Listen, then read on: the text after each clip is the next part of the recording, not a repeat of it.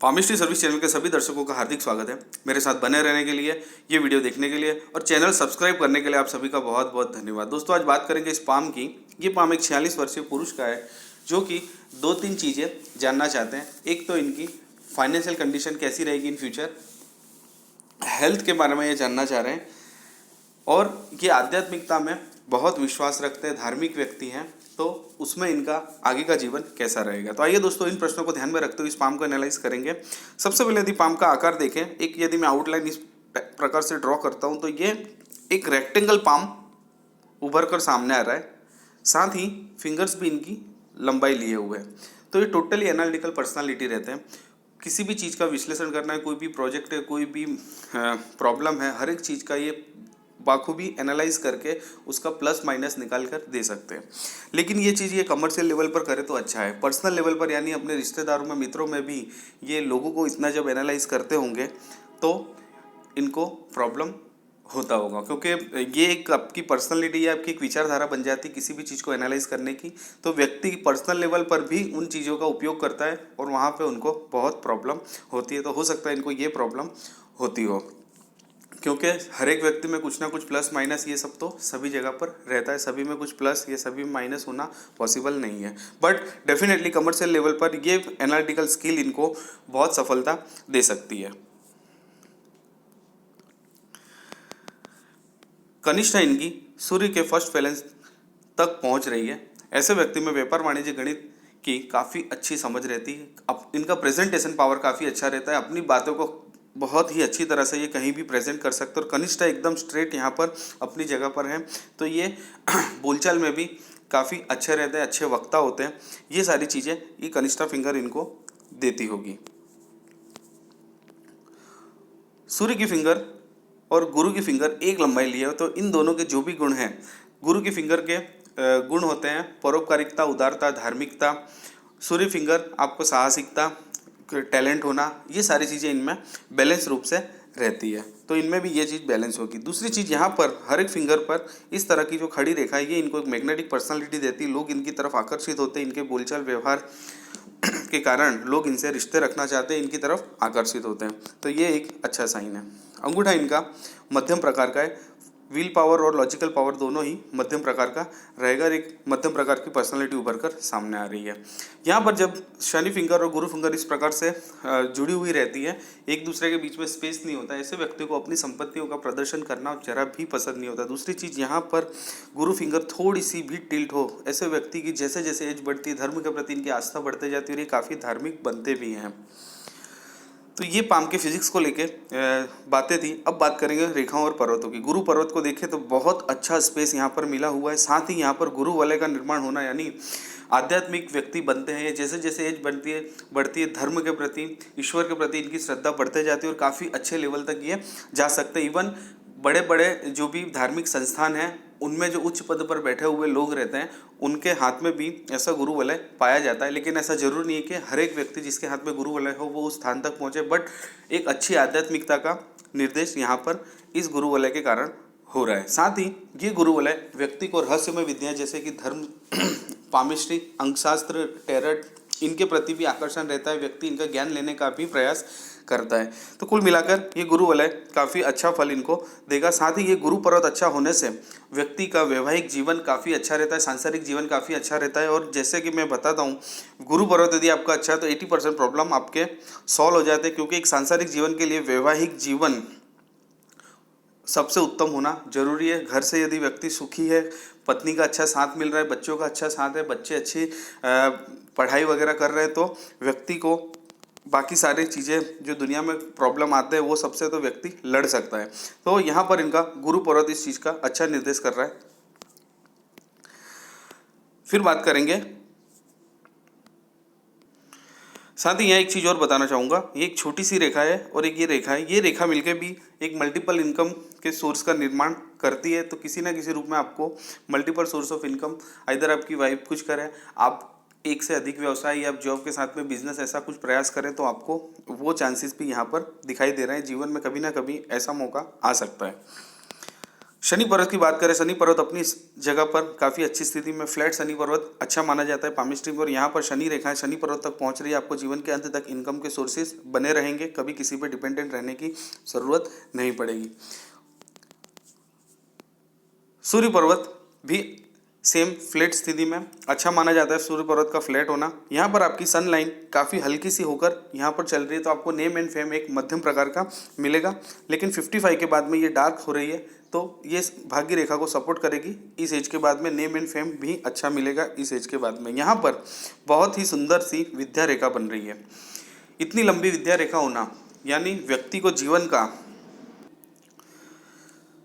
Basic ज्ञान काफ़ी अच्छा होता है, यानी जीवन जीने की कला जिसे कहा जाता है। ऐसे व्यक्ति को बहुत अच्छी तरह से उस चीज़ का ज्ञान होता है, और इतना ज्ञान होता है इवन लोग इनसे आकर्षित होकर इनसे सलाह भी लेते हैं कई मामलों में कि इस परिस्थिति में क्या किया जाए, फला परिस्थिति में क्या किया जाए। इस प्रकार का एक योग यहाँ पर बन रहा है, और इतनी लंबी विद्या रेखा यानी एक अच्छा योग है। और ऐसे व्यक्ति ये जो इनको बेसिक ज्ञान रहता है इसके सहारे भी सफल होते हैं, क्योंकि इनको हर एक परिस्थिति में किस तरह से क्या डिसीजन लेना, क्या निर्णय लेना, वो चीज़ें इनको बहुत अच्छी तरह से आती हैं।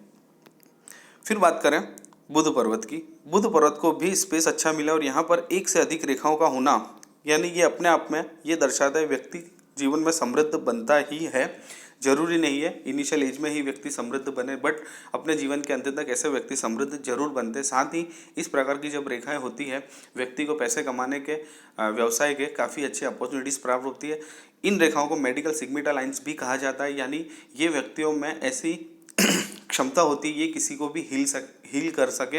यानी कोई दुखी व्यक्ति या कोई परेशान व्यक्ति इनके पास में आया और ये उन्हें कन्विंस करे, उनकी बातें सुने, उन्हें कुछ समझाए, तो वो व्यक्ति इनसे कुछ ना कुछ समझ कर ही जाएगा और उसे थोड़ी शांति भी मिलेगी। तो ये इस प्रकार का एक योग यहाँ पे बन रहा है। साथ ही ये रेखा व्यक्ति को निस्वार्थ भाव से लोगों की सेवा करने के लिए प्रेरित करती है। इन्हें लोगों की सेवा करना, परोपकार करना, ये सब चीज़ें इनको इन रेखाओं के कारण रहेगी। बाहरी मंगल इनका अच्छा उभार लिए हुए अपनी जगह पर, हालांकि बहुत ज़्यादा या बहुत कम नहीं, एक मध्यम प्रकार का है। साथ ही यहाँ पर इनका जो टेलकम पाउडर वाला इमेज है उसमें मैंने ये खड़ी रेखाएं देखी, और यहाँ पर एक दो आड़ी रेखाएं भी है। तो व्यक्ति को अपने जीवन में प्रतिद्वंदियों का, शत्रुओं का, पुलिस या कोर्ट केस का, ये सभी सामना जीवन में कभी ना कभी करना पड़ता है। लेकिन ये खड़ी रेखाएं होने की वजह से उसमें उनकी डेफिनेटली विजय होती है। आपका भी जो अभी का समय निकल रहा है उसमें यहाँ मैं प्रेडिक्ट कर सकता हूँ इन रेखाओं के कारण आपको उसमें विजय जरूर मिलेगी। समय उनका कौन सा हो सकता है वो हम जीवन रेखा पर आएंगे तब डिटेल में डिस्कस करेंगे। अदरवाइज बाहरी मंगल अच्छी स्थिति में है। चंद्र पर्वत की बात करें, चंद्र पर्वत भी मध्यम टाइप का है, बहुत ज़्यादा उभार भी नहीं है, बहुत ज़्यादा दबा हुआ भी नहीं है। और यहाँ पर ये रेखाएं व्यक्ति को यात्रा करवाती हैं। आपको जीवन में कभी ना कभी यात्राएं करने के मौके जरूर प्राप्त होंगे, या अभी भी हो सकते हैं आपको इस प्रकार के मौके मिल रहे हो। और चंद्र पर्वत जब इतना अच्छा हो तो व्यक्ति की सोच काफ़ी फिल्टर्ड रहती है, शुद्ध विचारों का रहते हैं। किसी के बारे में गलत सोचना, किसी का गलत करना, इस प्रकार की भावना कभी भी ऐसे व्यक्तियों को दिल में भी, मन में भी विचार नहीं आते। शुद्ध प्रकार के रहते हैं इनके विचार। शुक्र पर्वत मध्यम प्रकार का है। यहाँ पर लग्जरी लाइन्स बनी है जो कि इनको अपने लेवल पर लग्जरी दिलवाएंगी। अपॉर्चुनिटी लाइंस भी मध्यम टाइप की है, बहुत ज़्यादा भी नहीं है और बहुत कम भी नहीं है। यहाँ पर बारीक बारीक बहुत कम है लेकिन है जरूर वरी लाइंस है, जो कि थोड़ा सा चिंतित स्वभाव व्यक्ति को देती है। अंदरूनी मंगल की बात करूं,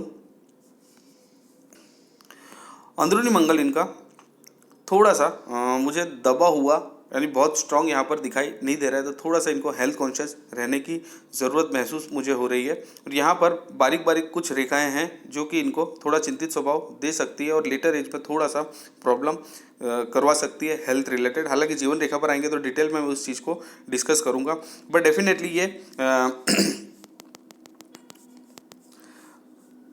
शुक्र रेखा इनको एक अच्छी लग्जरीज लाइफ दे सकती हैं। काफ़ी सारी डार्क लाइन है, ये सारी लग्जरी लाइन्स हैं। फिर बात करें रेखाओं की, हृदय रेखा इनकी विष्णु सिंबल बनाते हुए गुरु पर्वत को टच कर रही है। विष्णु सिंबल जब भी हृदय रेखा पर बनता है व्यक्ति को साक्षात विष्णु जी का आशीर्वाद प्राप्त होता है। ऐसे व्यक्ति को ये कभी किसी का गलत कर नहीं सकते और कोई भी इनका कुछ गलत कर नहीं सकता। बाई चांस कुछ हुआ भी ऐसा गलत तो उसका ज़्यादा इफेक्ट ऐसे व्यक्तियों को नहीं होता है। सिर्फ व्यक्ति को ये ध्यान रखना है गलत तरीके से पैसे कमाने की चेष्टा कभी नहीं करना, अदरवाइज इसका असर बहुत बुरा प्रभाव पड़ता है। हार्ट लाइन इनकी गुरु पर्वत से टच हो रही है तो व्यक्ति काफ़ी परोपकारी, उदार प्रकार का और आदर्शवादी होता है कि अपने आदर्शों पे ही हमेशा चलते हैं और उससे अलग इनको चलना पसंद नहीं होता है। और ऐसे व्यक्ति को समय समय पर लोगों के द्वारा काफ़ी संताप भी मिलते हैं, क्योंकि ये काफ़ी उदार और परोपकारी प्रकार के होते हैं, काफ़ी अच्छा रिलेशन लोगों से रखना चाहते हैं, बट बदले में उनको उतना मिलता नहीं है और उस कारण इनको हमेशा संताप रहता है कि ये लोगों के लिए इतना अच्छा कर रहा है लेकिन रिटर्न में उनको ये नहीं मिल रहा है। ये लाइफ टाइम इनको ऐसे व्यक्तियों को सहन करना पड़ता है जिनकी हार्ट हृदय रेखा गुरु पर्वत से टच होती है या गुरु पर्वत से स्टार्ट होती है। तो इस चीज़ को थोड़ा सा निगलेक्ट करेंगे तो ही आप जीवन का आनंद उठा पाएंगे। अदरवाइज हार्ट लाइन इनकी मध्यम प्रकार की है। जीवन में थोड़े बहुत टेंस रहना और जीवन भरपूर तरीके से एंजॉय करने वाली बात यहाँ पर नहीं है, क्योंकि कोई भी रेखा जब स्मूथ सी और पतली सी रहती है तब उसका व्यक्ति को लाभ होता है ज़्यादा कंपेयर टू इस तरह से थोड़ी सी डार्क हो और चौड़ाई लिया हो। अदरवाइज हार्ट लाइन पर ऐसा कोई अशुभ साइन तो नहीं है। फिर बात करें माइंड लाइन की। माइंड लाइन भी गुरु पर्वत से टच होकर चंद्र क्षेत्र की तरफ जा रही है, जो कि व्यक्ति में इमेजिनेशन पावर अच्छा होने का निर्देश करती है। ऐसे व्यक्ति इमेजिनेशन इनकी काफ़ी अच्छी रहती है, भावनात्मक विचारधारा ऐसे व्यक्तियों की रहती है। यहाँ पर माइंड लाइन पर जब भी इस प्रकार से उभार किसी भी क्षेत्र में दिखाई देता है, उस क्षेत्र में व्यक्ति को किसी न किसी रूप में परेशानियों का सामना करना पड़ता है और काफ़ी टेंस लेते हैं, किसी न किसी रूप में इनको टेंस आते हैं अपने जीवन में। तो ये एज इनकी निकल कर आ रही है लगभग 40 से लेकर 48-49, इस एज तक इनको थोड़ा सा किसी न किसी रूप में ये प्रॉब्लम दे सकता है। लेकिन उसके बाद में 48-49 के बाद में ये स्मूथ होकर चंद्र पर्वत की ओर जा रही है, तो यहाँ से इनको काफ़ी रिलैक्स फील होगा, काफ़ी रिलैक्सेशन इनको लगेगा समस्याओं के बारे में। तो तब तक ये थोड़ा सा इनको ये प्रॉब्लम रहने की संभावना है। फिर बात करें लाइफ लाइन की, उसके लिए मैं इनका दूसरा इमेज लूँगा। लाइफ लाइन पर 2-3 जगह पर संघर्ष रेखाओं ने कट किया है, अदरवाइज कोई ऐसा प्रॉब्लम यहाँ पर नहीं है। लाइफ लाइन इनकी स्मूथ चलती हुई शुक्र और चंद्र के बीच में शुक्र क्षेत्र की तरफ ही बल्कि जा रही है। तो ऐसे व्यक्ति काफ़ी पारिवारिक सोच के रहते हैं, परिवारजनों का, मित्रों का, सभी का ख्याल रखने वाले, पूछ परख रखने वाले ऐसे व्यक्ति होते हैं। लाइफ लाइन पर 2-3 जगह पर मेजर इनको प्रॉब्लम आए होंगे। एक तो करीब एज 20 के आसपास, 25 के आसपास, 35 के आसपास, उसके बाद 36-37 के आसपास भी इनको थोड़ा बहुत 1-2 महीने का टेंस जरूर आया होगा, 42-43 के आसपास। तो इसके बाद का जीवन यहाँ से स्मूथ दिखाई दे रहा है। यहाँ पर एक चीज़ बताना चाहूँगा, एज 50 के बाद में लाइफ लाइन थोड़ी सी धूमिल हो रही है। हालांकि यहाँ पे ये पूरी जॉइंट है, तो इस एज के बाद में इनको थोड़ा सा हेल्थ कॉन्शियस रहने की ज़रूरत है। इवन इनको यहीं से हेल्थ के प्रति काफ़ी कॉन्शियस रहने की ज़रूरत है। समय समय पर अपना मेडिकल चेकअप वगैरह कराते रहना चाहिए, जिससे कि कोई मेजर इलनेस या कोई मेजर बीमारी ना हो। तो ये प्रॉब्लम थोड़ा सा मुझे क्रूशियल लग रहा है। आपको थोड़ा सा हेल्थ के बारे में काफ़ी कॉन्शियस होने की ज़रूरत है। आपकी एज अभी ऑलरेडी 46 है, आपको समय समय पर डॉक्टर की सलाह लेना और मेडिकल चेकअप कराना, इन चीज़ों का एक शेड्यूल आपको बनाना बहुत ही ज़रूरी है। उसको आप अपने जीवन का एक भाग बना लीजिए अगले 4-5 सालों के लिए, जिससे कि कोई भी मेजर प्रॉब्लम आपको ना आए।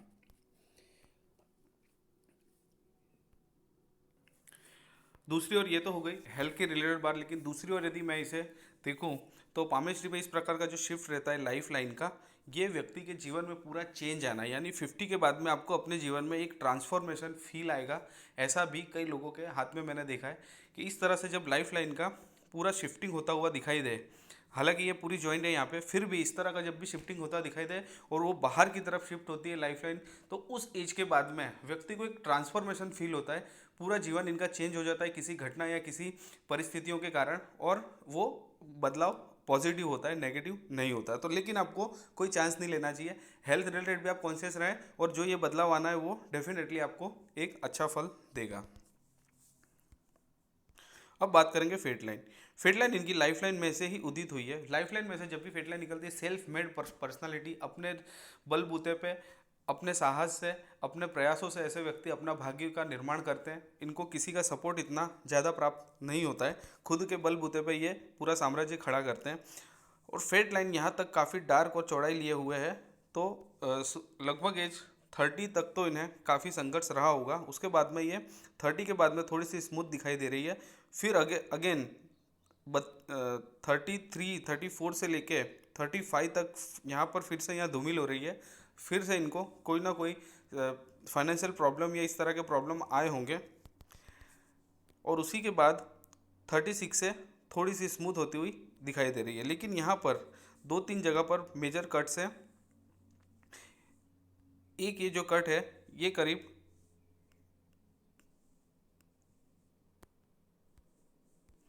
33-34 के करीब है। उसके बाद में नेक्स्ट एक 36 के आसपास, और ये करीब 43-44 के आसपास।